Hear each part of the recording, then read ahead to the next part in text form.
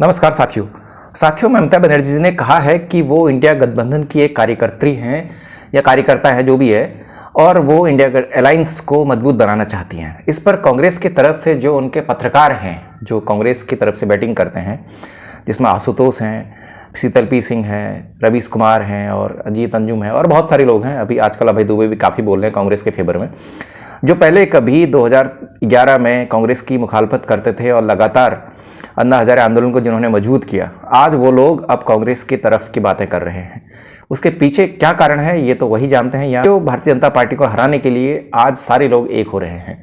अब जो कांग्रेस के समर्थक पत्रकार हैं वो ये कह रहे हैं कि कांग्रेस को क्षेत्रीय दलों को नज़रअंदाज कर अपनी पार्टी का विस्तार खुद करना चाहिए। बंगाल में उन्होंने टीएमसी को छोड़ा था, दिल्ली में केजरीवाल को छोड़ा था। अब कुछ लोग कह रहे हैं कि उत्तर प्रदेश में अखिलेश यादव को भी कांग्रेस पार्टी को त्याग देना चाहिए, कांग्रेस पार्टी को वहाँ अपने दम पर चुनाव लड़ना चाहिए, क्योंकि उत्तर प्रदेश से ही राहुल गांधी लोकसभा के सांसद हैं और साउथ इंडिया में जैसे उन्होंने डीएमके को छोड़ा, टीवीके को पकड़ा, इसी प्रकार से उन्हें भी भारतीय जनता पार्टी की तरह की राजनीति करनी चाहिए। भारतीय जनता पार्टी की राजनीति क्या है? तो कांग्रेस के ये पत्रकार बताते हैं कि जैसे भारतीय जनता पार्टी किसी राज्य में उस राज्य के क्षेत्रीय पार्टी के बलबूते पर प्रवेश करती है, उनके साथ मिलकर चुनाव लड़ती है, फिर वहाँ पर खुद ही कब्जा कर लेती है। उसका उदाहरण देते हुए कहते हैं जैसे महाराष्ट्र में शिवसेना के साथ हो गई, बंगाल में टीएमसी के साथ गई, असम में असम गण परिषद के साथ गई, झारखंड मुक्ति मोर्चा के साथ झारखंड में गई। ऐसे ही उन्होंने बहुत सारे राज्यों में वहाँ की क्षेत्रीय पार्टियों के साथ मिलकर पहले चुनाव लड़ा, उसके बाद धीरे धीरे उस राज्य की पार्टी बन गई। कांग्रेस तो क्षेत्रीय पार्टियों की कीमत पे बर्बाद हुई है। तो आज इस पार्टी बिना किसी क्षेत्रीय पार्टी का सहारा लिए चुनाव लड़ती है, तो कांग्रेस को अभी 99 सीटें हैं, शायद फ्यूचर में वो भी नहीं मिलेंगी।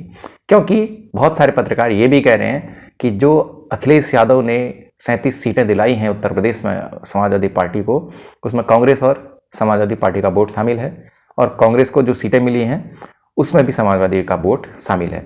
तो ऐसे में कांग्रेस पार्टी अगर भारतीय जनता पार्टी की तर्ज पर बिना किसी क्षेत्रीय पार्टी का सहारा लिए चुनाव लड़ती है, तो भारतीय जनता पार्टी के लिए तो इससे बड़ी सुविधा और कुछ भी नहीं होगी।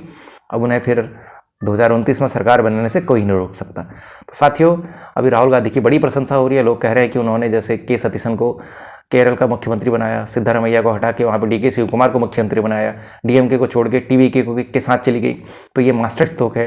अब वो चाणक्य हो गए हैं, अब उनको देश की राजनीति में प्रधानमंत्री बनने से कोई नहीं रोक सकता। फ्यूचर में क्या होता है हम सब देखेंगे। आपके इस बारे में क्या राय है कमेंट करके जरूर बताइएगा। Thank you.